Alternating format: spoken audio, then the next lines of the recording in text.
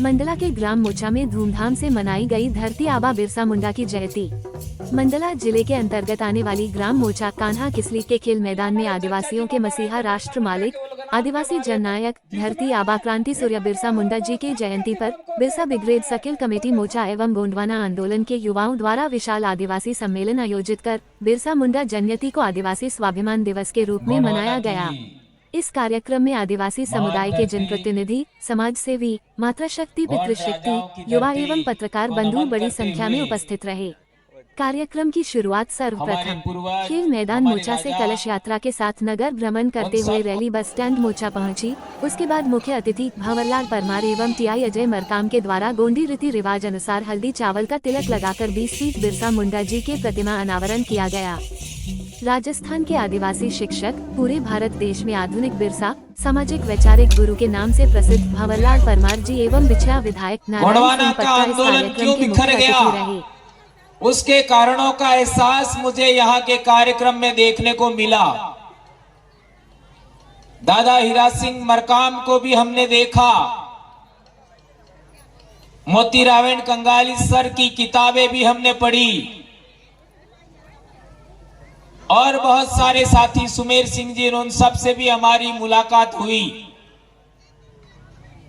उनकी जो इच्छाएं, आकांक्षाएं, अभिलाषाएं थी, उनके विचार थे, उन विचारों से हम थोड़ा सा अलग हट गए हैं। मुझे ऐसा तिरुमल भंवरलाल परमार शिक्षक राजस्थान ने विधायक से लेकर सभी जनप्रतिनिधियों को नीचे स्थानीय लोगों के साथ एक समान बैठाया और स्वयं भी नीचे बैठे। आदरणीय भंवरलाल परमार जी शिक्षक ने कहा, हम सभी एक है, समाज से बड़ा कोई नहीं।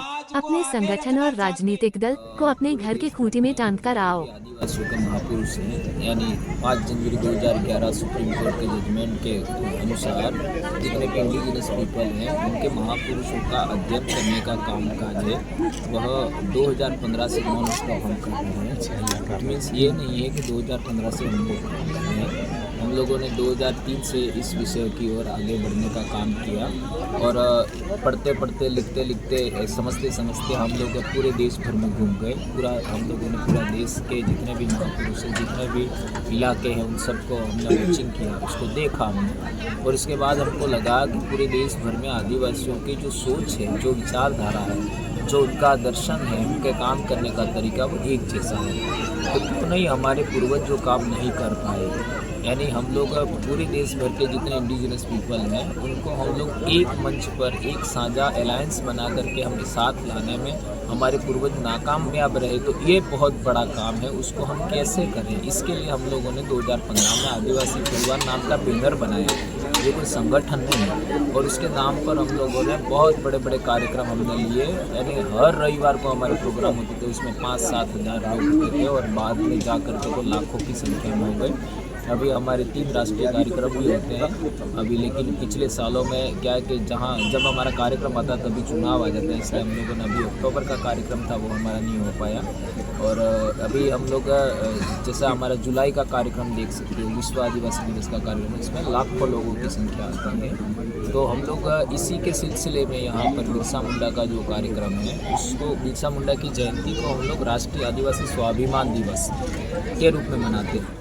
लोगों ने हमारा इलाके के अंदर कामकाज किया, वही फार्मूला आपको सीखना पड़ेगा। जितना मैं बता सकता था मोटी मोटी बातें बताई, लेकिन उतनी बातों से आप लोगों को क्लियर नहीं होगा काम करने का तरीका, क्योंकि हम लोगों को, हमारे बाप दादाओं को जो इन लोगों ने हराया है वो व्यवस्था बना के हराया है। तो हमें व्यवस्था बना करके ही हमारी पुनः विजय हो सकती है। रानी दुर्गावती के ज़माने से देख लीजिए, तब से लगा करके हम लोग, यानी मुगलों के ज़माने से, अंग्रेज़ों के ज़माने और आज तक हम लोग असफल रहे।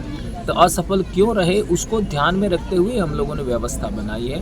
उस व्यवस्था यानी संगठन कैसे चलेगा, सामाजिक संगठन कैसे काम करेंगे, धार्मिक संगठन कैसे काम करेंगे, पॉलिटिकल संगठन कैसे काम करेंगे, उसको सबको लेकर के हम लोगों ने एक व्यवस्था बनाई है। और वो व्यवस्था सबसे इम्पोर्टेंट है। हम लोग उस व्यवस्था को, जो लोग नहीं मानते उनको एक झटके में दूध में मक्खी के समान बाहर निकाल फेंकते हैं, चाहे वो हमारे अपने भी क्यों नहीं हो, बहुत बड़े भी क्यों नहीं हो।